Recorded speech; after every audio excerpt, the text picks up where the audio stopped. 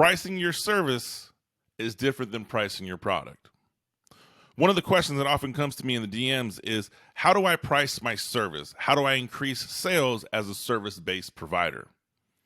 You see, we get caught up in the world of value, we get caught up in the world of marketing, and there's so many distractions when it comes to pricing your service. The reason you struggle with pricing your service is you don't have the confidence or you don't have the knowledge on how to price your service. You see, if I price a product, I know the cost of goods in my retail product and I know what I'm going to sell it for. It's fairly easy. You identify what the cost is to make your product, you identify the cost it was to market your product, and you identify the cost for the overhead of the product, and you sell it. This is all tangible based.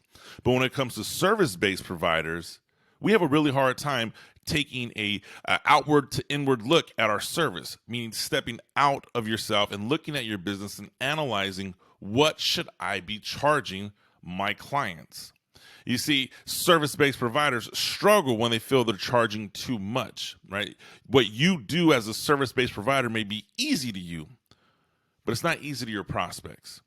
Even if your service takes an hour, but it's taking you 20 years to develop that skill to get the service done in an hour, you charge for the 20 years of learning, not for the hour of your time. So in doing some research in this strategy, I wanted to share with you how to price your services and how to increase sales in that category. Now, according to uschamber.com, which is based on the U.S. Chamber of Commerce, there's 4 basic steps you should follow in pricing your services. One's a cost analysis. What is the direct and indirect cost of the service you provide? 2, see what your competitors charge, right? It's fairly simple to find out what your competition charge and where do you want to be in that scope. I advise, if you are completely new to the industry, you do not want to be the highest priced person to start. 3, choose a pricing model. Are you going to bill your clients per hour? Are you going to bill them per project? What is the pricing model you're going to roll with in your business? And 4, monitor and adjust your price as needed. One of the strategies I like to teach clients is we charge what we can get, not what we want. And we do that strategy when we're brand new. So I charge what I can get, not what I want. And the market will tell you what you can get. And as you get better service-based providers, you can charge more. As you develop more social proof, you can charge more. So remember, the U.S. Chamber of Commerce gives a 4-step strategy on how to price your services. 1, cost analysis, direct or indirect costs. See what competition charges. Choose a pricing model, and monitor and adjust your price as needed. Now listen. I love the Chamber of Commerce. I love the business community where people give advice on how to grow and market your business. The problem here is this strategy is what everyone else is doing. This strategy is common knowledge. The strategy I just shared to you, I'm sure you could Google and you could find various different organizations that have their method to market your service or to price your services. I know entrepreneur.com has one, inc.com has one, business.com has one.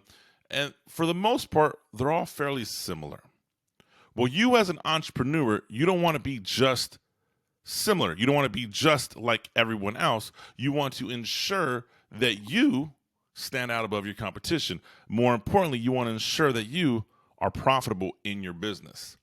Now, the solution here to ensure you're getting what you want and to ensure that the prospects you speak to are saying yes more often than no is to find and identify the financial impact of the problem you solve. Do not assume your prospect knows this impact. Example, if I'm a CPA firm and I specialize in small businesses that are categorized as an S corporation, I'm going to tell my prospects what is the financial impact of the penalties associated for misfiling your taxes. And I'm going to share that with you every step of the way. Whatever the services you offer are, I agree with the strategy from the U.S. Chamber. The step that I would add in pricing your services is ensuring that you have the data completed. You have the research to share with your prospect. What is the financial impact of the problem you are solving?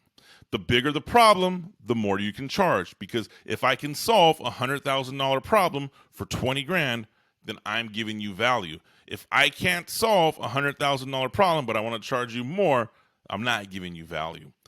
And in order to do that, when you're doing the pricing research, how to price your services, also research the pain of not doing or not hiring you.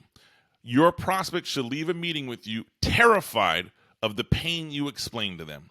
So it's not so much about pricing over the phone or pricing over Zoom or pricing on your website, but it's more about educating and ensuring your prospects understand what is the problem that we are solving going to cost. And if I can get my prospect to understand the value or the expense of the problem, then the value I deliver should line up appropriately. That is how you use pricing and problems to educate your prospects and increase more sales. That's what I got for you this week. I'm Anthony Garcia. This is the Catapult to Commission Sales Blog. Do me a favor, like, subscribe, comment, and I'll see you next week.